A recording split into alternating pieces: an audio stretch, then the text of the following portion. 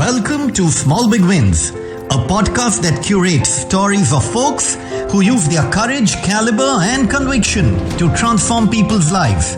They always look beyond personal gains and strive for the greater good.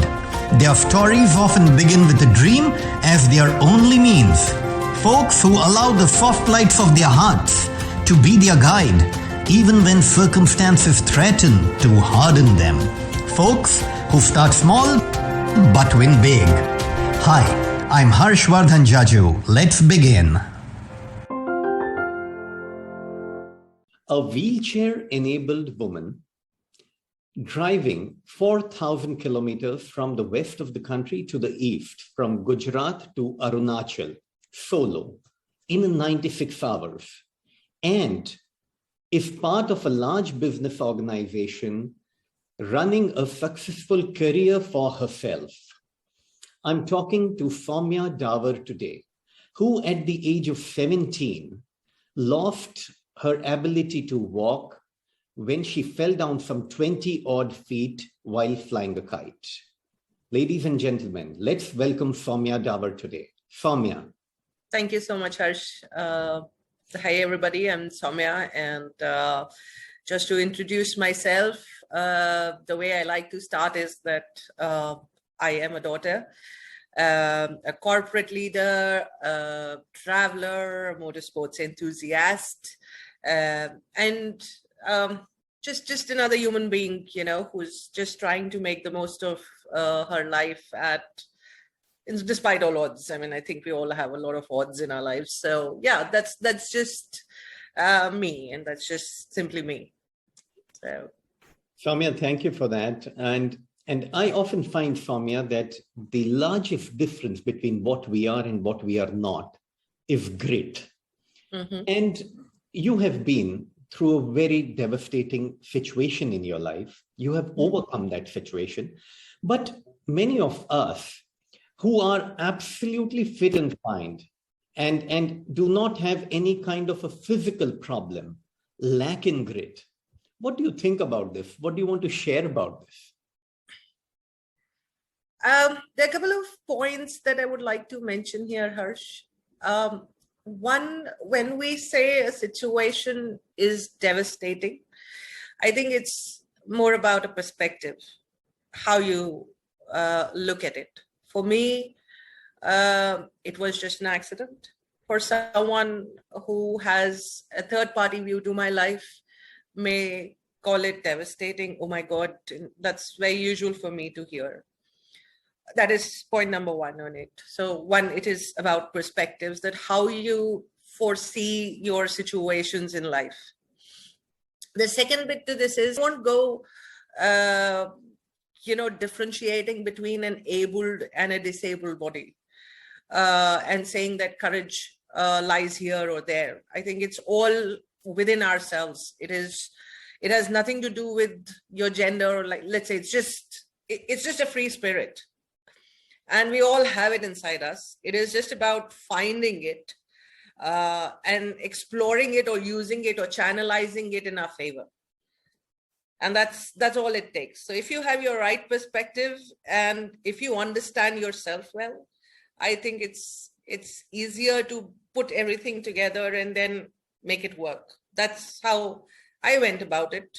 I mean, I think when my accident happened, and of course it was, I would say it was life-changing. I don't call it devastating. Yes, it was life-changing. It was a 180-degree turn to how I was living my life and planning my life, to where my life kind of flipped in was after my accident. But it was definitely devastating for people around me, because even their lives were impacted. But then the thought that, one, it is just a change and it is not something that can break me down, was a perspective. And the second bit was that I still wanted to accomplish what I have thought about. Maybe not in the same ways, maybe not the same opportunities, but yes, the feeling of living my life was still there. And hence, because somewhere in the back of my head, I knew that this is what I want. It was easy for me to put together the courage and the determination and whatever adjectives you want to put together, which are all within us, bring it out and then just go forward. So I would say that, again, it's how we perceive our situations. And then it's also about the choice that we make on how we want to handle those situations. And while we can't control our situations, we definitely can control how we react or respond to our situations. That choice is definitely within our hands, and courage just enables us to do that. So that should be my thought on it. Somya, this reaction or response to the situation, were you always like this? The way I have been brought up by my parents, they've always made sure that I know how to live and enjoy my life independently. I have been given the liberty to take my own decisions, while they have always been in my support, but not all decisions go right? I mean, they may just fall apart and break you, but then they have always been standing by my side, so to give me that support. Yet they said, it's your life and just go ahead and make the most of it. So this was even before my accident. So I mean, I was just in the 11th grade. The choice of, I think when you're a teenager, then your primary choices are how you want to become, what you want to become in your career, the choice of subject, choice of friends. And I've always had that liberty to make such decisions, which would definitely impact my life ahead. What I want to study, what I don't want to study, where I want to study, or what kind of friends I have, what circles I'm moving around in. I have always been given that liberty, the independence to take my own decisions and then let them unravel themselves on their own. And then if there were consequences, then they were always by my side to support me, which they have done like for all 37 years of my life. So yes, I would say I have always been like that, in independently choosing what I think is right for me and then moving forward with it. I mean, if that was the best example I could give you. So there was never a question for you, why me? Why did it happen to me? No, I won't deny that it was there. It did. I mean, and I still have days, sometimes, maybe in months, but I do. And I did, even back then when it happened. But why me? I mean, I still remember I had to undergo 2 surgeries, one after the other. And I apparently had 2 fractures. My neck got broken, and then the lower back got injured. So the first surgery happened for my neck, which meant my hands came back in action. So I was like, it's simple, right? 1 stitch here and there, and voila, life is back on track. But when my second surgery happened, my legs didn't start moving again. So I guess that's when I cried for the first time, and I was like, hello, Mr. Doctor, you were supposed to fix me.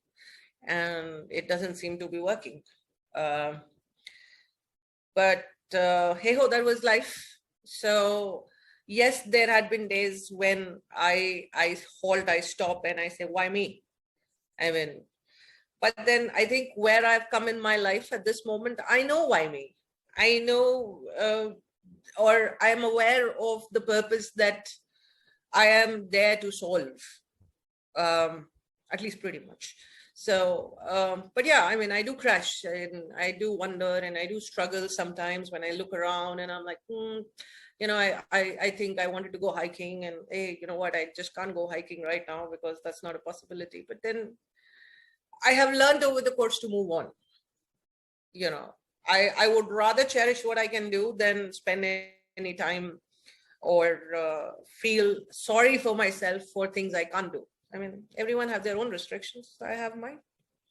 So I think that kind of consoles me sometimes, when I say, oh, okay, I just can't do this. There are a lot of people who can't do a lot of other things. So that's fine. Yeah, but then I do crash, to answer your question, Harsh. Absolutely. Yes. I I'm in awe the way you describe the situation and the way you describe how you have uh, pulled yourself out of this with all the humility that it still happens. There's no way of saying this, Somya, but if you were to look at it in hindsight, and if everything was as it was, and this incident would not have happened, would you have done what you are doing? Would you have pushed yourself to these limits in terms of driving solo and doing it over 4,000 kilometers and a lot of other stuff which you have done? I don't know, so when this hindsight question comes, I have like so many versions of those stories, Uh, sometimes when I'm just sitting with my friends and I'm like, oh my God, I may have like born two kids and been probably running behind them and beating them to not study and not do this and not do that. And oh my God, how terrible that would have been. And on a contrary, I'm like, I may have been, I don't know. I think that's one version. The other could have been, I may have been a doctor, or I don't know how life would have been. But it's a very difficult one. Had I pushed myself, but if I think it hard, and if I even a wee bit understand how I was as a young child to my parents, I think I would have done it. I would have pushed myself to those limits to do what I wanted to do, which may not be maybe driving so long, or it may have been anything again in hindsight, but I would have done that. I think at least, like I said, in hindsight a lot could happen, or I may have just been like one like I said, one evil mother, just beating up my kids for not studying or troubling me or not letting me sleep and something like that. Or maybe, I don't know, but yeah, I would have done it either way, just to make sure that I make the most of it. Thank you for cracking that. Yes. And I know maybe I'm just asking this in another way, but it is to get something out from you for all of us here. Did you kind of at any time despise anything? Did you hate the circumstances? Did you hate the condition? Did you hate the whole process of life? I did. Like I said, I may get sad and I may also get angry. I used to, at least, there used to be situations where I used to hate it a lot. I mean, if I go back to the year 2004-5, when I was supposed to complete my schooling and my education, and the way I was restricted because of the infrastructure, where the school turned around and said, hey, you know what, because she can't come to school and attend classes regularly, we can't let her do a regular +2, or when we started talking about colleges, then again, the infrastructure became a problem. Even the government educational institutions were not equipped enough to accommodate. Transport was not enough to accommodate. So that was the basics, if I must say. Then comes to entertainment. So I remember I have fought with a zillion people to make sure that places are more accessible. Some people changed. I still remember this story with Inox in Jaipur. Mm-hmm. And they just opened up, and so when a theater says that they are accessible, for them it's like the first row. You go and it's an accessible theater. You have your seats. You sit in the first row and you look like this, and that's how you watch the movie. And I'm like, but hey, I can afford the top seat, and I can sit on the recliner or whatever jazz that you have in your fancy theater, but you don't make it accessible. So, and then there was this huge debate I had with the people there, and they took my feedback. They were very amazing. So the next Inox theater that came up in Jaipur, they made sure that I have a very unhindered access to the recliner seats where I can comfortably sit and I don't have to kind of raise my neck to a degree and trouble the people with me as well, to all looking like that at the theater or at the screen and watch the movie. So yeah, I mean, they made sure that, I have a theater which accommodates me in the most friendliest possible way. I'm still in touch with those people, and I've been very thankful to them for hearing me out, taking the feedback, and not just saying, hey, you know what, we make it accessible. You can sit in the front row and enjoy the movie. I'm like, why don't you try and sit with me and enjoy the movie from there? But never mind, keeping my sarcasm aside. While the others have not been so accommodative, I mean, people have come back and say, we have these, there is this statement, which says it is the right of entrance to a property lays with the owner, right? I don't know, there's a way they say it, can't recall. So some people have even thrown that tantrum. I'm like, why do you have to? I remember, I mean, I used to party a lot. So there have been people who said, madam, but why do you want to come to a club? And I'm like, sorry, did I hear you right? Why do I want to come to a club? For the same reason why everybody else does. While the others have been very accommodating. So I have hated certain situations, to go back to your question, when I want to do things and I'm just restricted because people, or let me start with the infrastructure, that the infrastructure is not that friendly. And then when people do not have such mindsets, which are accommodating or not differentiating, or while we talk about equality, it's more about individuality as well. So everyone, regardless, should have an access to every place. Why not? So yeah, those have been painful, hateful moments for me. But again, as life passed, I think I am more, I would say, more concerned about myself, that how I channelize my energies, than having a debate with somebody who can't understand. I mean, someone who has already made a statement that, why do you want to come to a club? I think it's the end of the story there, and while there are people who are accommodative, and I respect them for that, and I thank them for that. But yeah, I mean, that's been the case. Hate is a strong word, but I won't deny that I have not hated them or cussed them or, loathe them from the bottom of my heart, that you can't just do some basic stuff which is required. So yeah, that's that. And during these times, or during these years, what inside you have grown the most? As a person, I've become more patient. As a person, I have become more simple in life. Mm-hmm. And I don't know how to elaborate that, to be honest. It's a very difficult state, but then there are times when I'm a little pompous and I'll be telling my friends and family, you know what, I live in a nirvana state.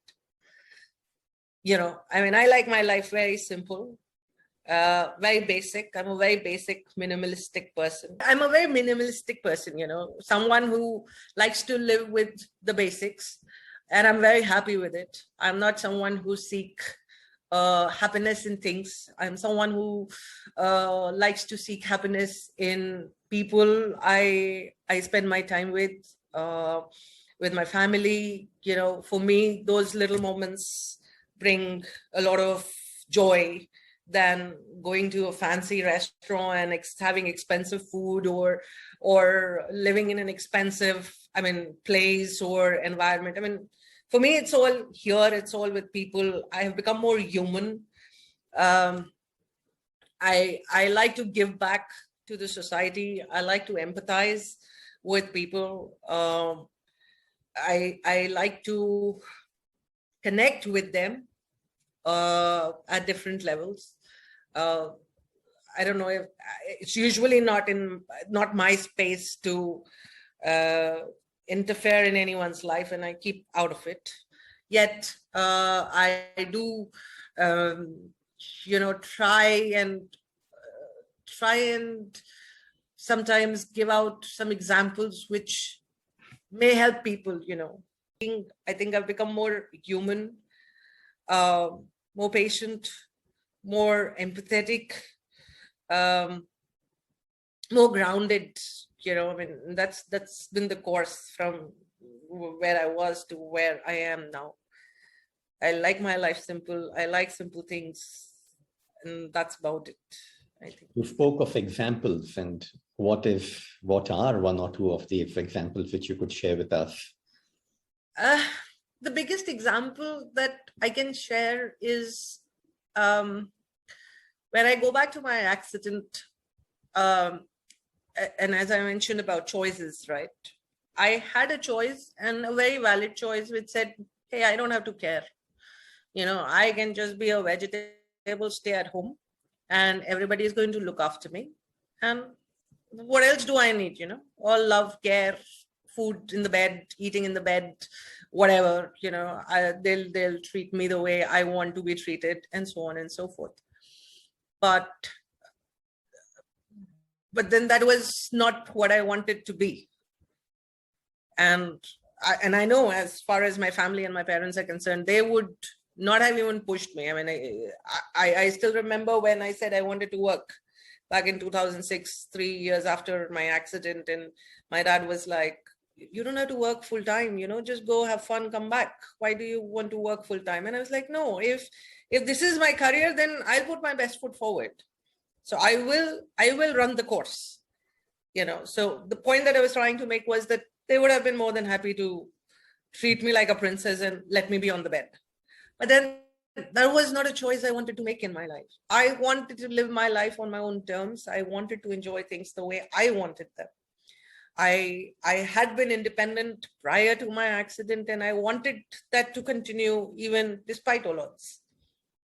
And I moved forward, from, if I summarize it, from being someone who was supposed to be lifted up to sit, and at a certain point even fed, dressed up, to now me taking care of my 80-year-old parents who live with me. And I cook, and I'm independent. I travel a lot, and I rally, and I party, I dance, I do everything. So again, it's just simple things in life, Yeah. and then you just move forward with it. While you can, and like I said, I could have sat down and I could have whined about it all my life, but no, I didn't want that from myself. Fantastic. And what prompted this driving expedition? Well, 4,000 kilometers, 96 hours solo. I had a companion. I mean, couldn't have done it solo, but yes. So there is an inspiration I had. There's this dear friend, and she's a celebrity, the way I call her, but again, she's very grounded. This is Deepa Malik. So the first time I met her in 2014, or the way we connected was that people used to confuse me that I look like her, and they literally stopped me on the road and said, "Oh, Miss Deepa Malik," and I'm like, no, I'm not her. I'm sorry. And then I Googled her up, and I connected with her on Facebook, and then that's how we connected, and I read her story and what she has done. So yes, she's been my inspiration. And then the first time I met her, she was in Jaipur for a rally. And that's when I told her that, you know what, I want to do this. And that's exactly when I started driving as well. So yeah, I mean, there are these Gumball expeditions that happen every year. This was their season 2. And Deepa ma'am, she called me and she was like, are you interested? Do you want to do?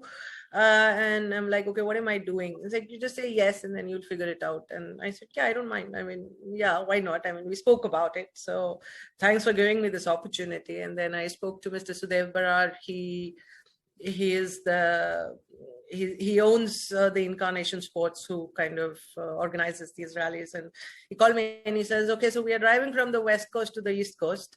It's called Gumball and it's going to be nonstop. And so what's West Coast? So it's like you come to Koteshwar, that's in Gujarat, which is like the western border of the country. And then from there, we drive all the way to Guwahati. And then there we kind of have a layover overnight. And then we go all the way to the eastern border, to the China border, in a place called Kaho, Arunachal Pradesh. And I'm like, how does that work? And how am I going to win? Or what is it that we need? And then I called my cousin and I was like, are you interested in this? And initially he said, you must be kidding. He also had no idea, both of us being all naive and novice in the motorsports world. Like, okay, let's just do it. And then from Delhi to Jaipur, Jaipur to Udaipur, Udaipur to Gujarat. And then we kicked off and then we were like, we were actually very excited, to be honest. We had our breaking points. So the first night we were stuck. We were technically not stuck, but we were just shit scared. Sorry for my French, but we crossed Gujarat to get to Chittor through Udaipur, and we were on this state highway, which was just one road with no lights, and we don't know what's on the left and what's on the right.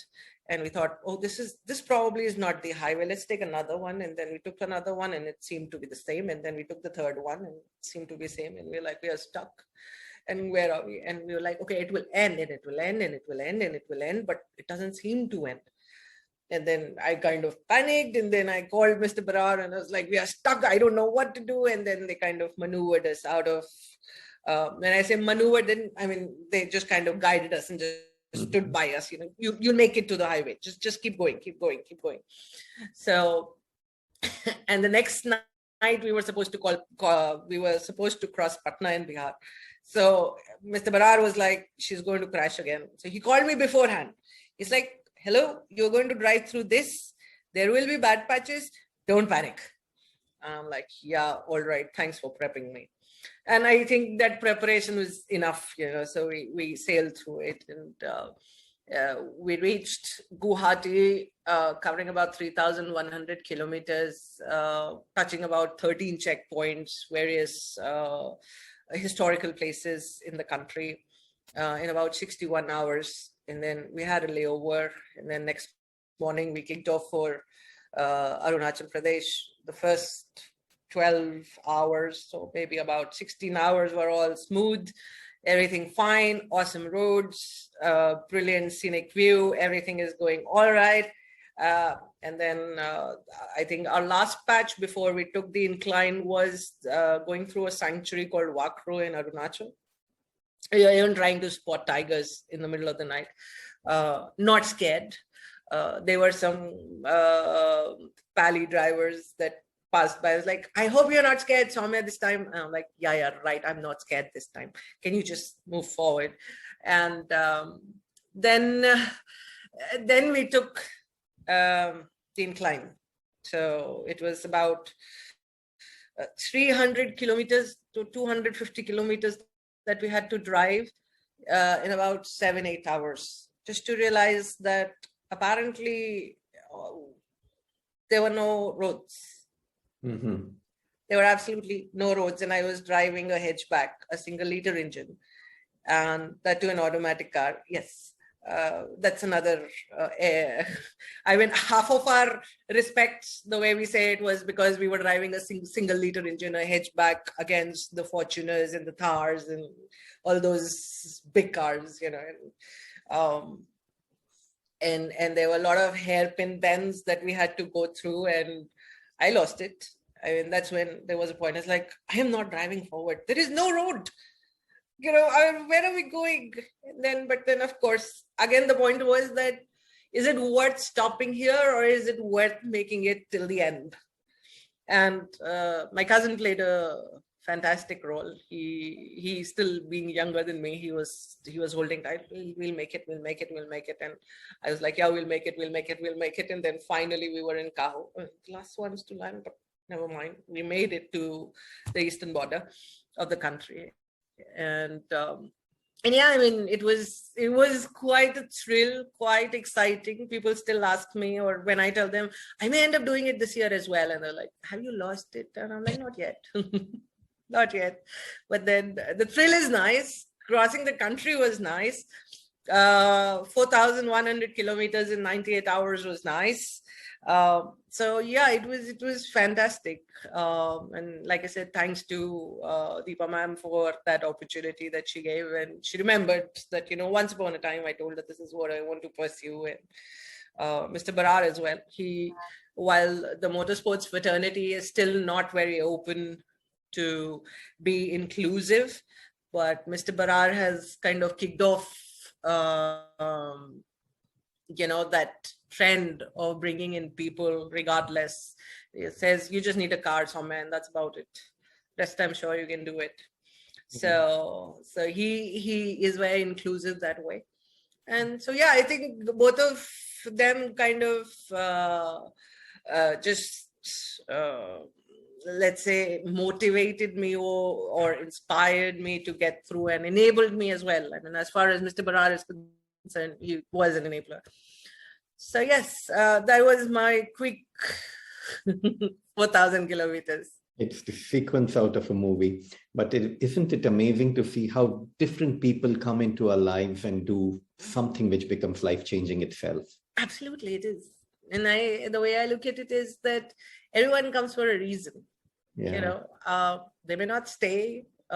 It may not be a long-lasting partnership, but they're there for some reason, and they'll play their roles and they'll move out. In fact, so apparently it's my last working day with my current organization today. So I was just doing some goodbyes, and the way my role was that I have to work with a lot of clients and a lot of people from across the globe that I interact with. And there's this lovely lady I met in my last project, and this is what we were saying, that within a span of 2-3 weeks we connected very well, and I call her my lucky charm.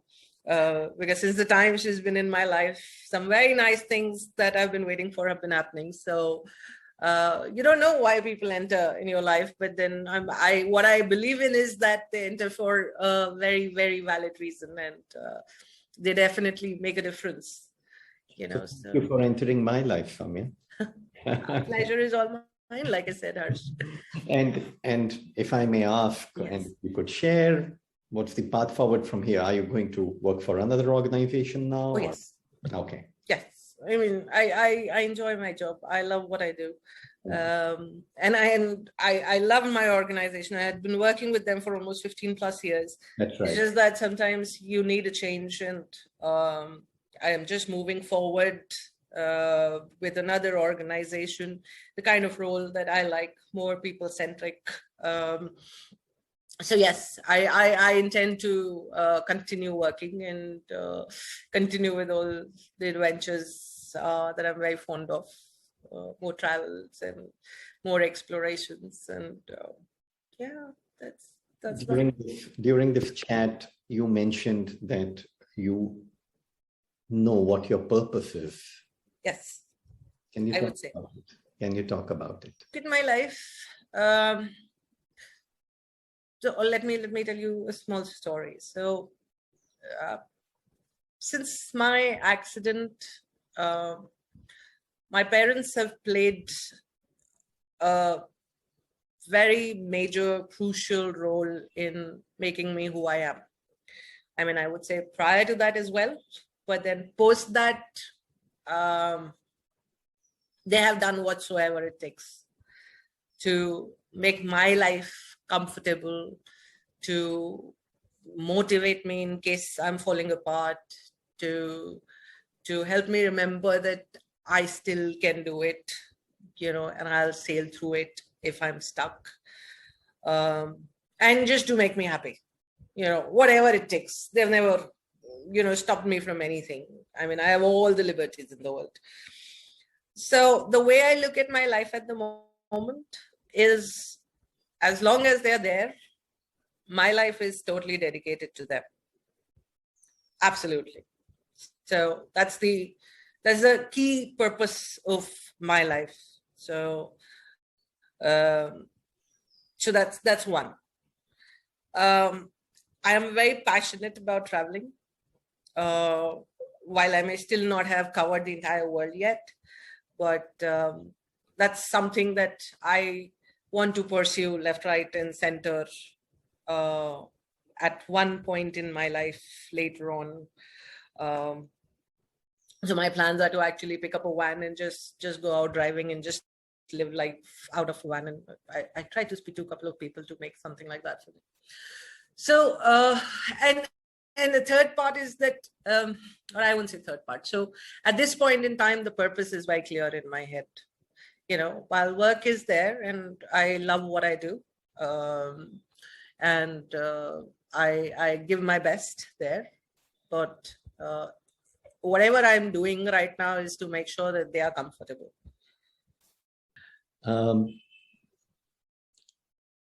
How do you center yourself? If there's some spiritual element in your life, do you have some kind of a belief? Well, yes and no, I would say. No, because I am not a conventional spiritual person who would go to temples or churches or other such places. Or let me put it this way, I don't believe in idol worship. But that doesn't mean that I don't believe in the power the Supreme has. So my belief is that, and I very strongly believe in this, that, there is someone who is giving you that strength to maneuver through whatever circumstances or situations one has to face in life, and everything else, I mean, the goods in life, the bads in life, what happens, the various situations, the people you meet, why you meet, everything is kind of supported and strengthened by his presence or her presence, and no gender bias again. But yeah, that's what I believe in. So there are days when I crash and I pray, but that won't mean I'll go to temple and pray. I'll just pray in my head. There are days when I fight with God if I'm not in a very amazing mood or things are not happening the way I think they should happen. Or say thank you if something very brilliant is happening in my life. But one thing that I very strongly believe in is that, one, he gives you that strength, as mentioned, and two, it's whatever tends to happen in our lives, it's very thought through by him. And it's that kind of belief that I hold, that it may not be what I wanted, but it is right if it is happening. So, yeah. Well, it's wonderful the way you describe this, and I was just reading something before a few days, and it came back to me in several different manners, saying that Agar srishti hai, to srishta hai. Exactly. If there is a creation, there is a creator. Absolutely. Agar karya hai, to karan bhi hai. Exactly. So I think in different words, you absolutely said the same thing. Yes, and that's absolutely true. I mean, there is there is someone, and I won't say that uh, the way I say it, that while he's there and he's looking after and he's giving you the strength to do things, but then he's not saying that, I'm just there and I'll put food in your mouth. So you have to take your actions and you have to step and you have to do your part. You play your part and then he does his magic, is what I believe. I think the other thing which you touched upon when you were describing this is that this creation is also beautiful. So the creator has to be super intelligent. Absolutely. Yes. Yeah. Everything works in such a harmony, in such a coordination. Nature is very beautiful. If you actually sit down, when you get time from the busy lives, at least I want to do that. It's been a while that you sit down and you look around and you see how things happen, around you. It's to think of it, it is just brilliance, absolute brilliance. Well, so Somya, thank you very much for being with us today. I also want to share with you that this episode with you is my 2 years into podcasting, and it is the 50th episode of Small Big Wins. So thank you very much. It's very special. Thank you so much for making me a 50th guest. And it's like my honor. Thank you very much. And I look forward that someday you can bring that van and drive to Aurangabad, where I live, and we can go to Ellora and Ajanta Caves with you. Done. I think it should not be too far away. Fantastic, Somya. Thank you so much. And here's wishing you great success in the new career opportunity you're pursuing. Thank you so much, Harsh. Thank you.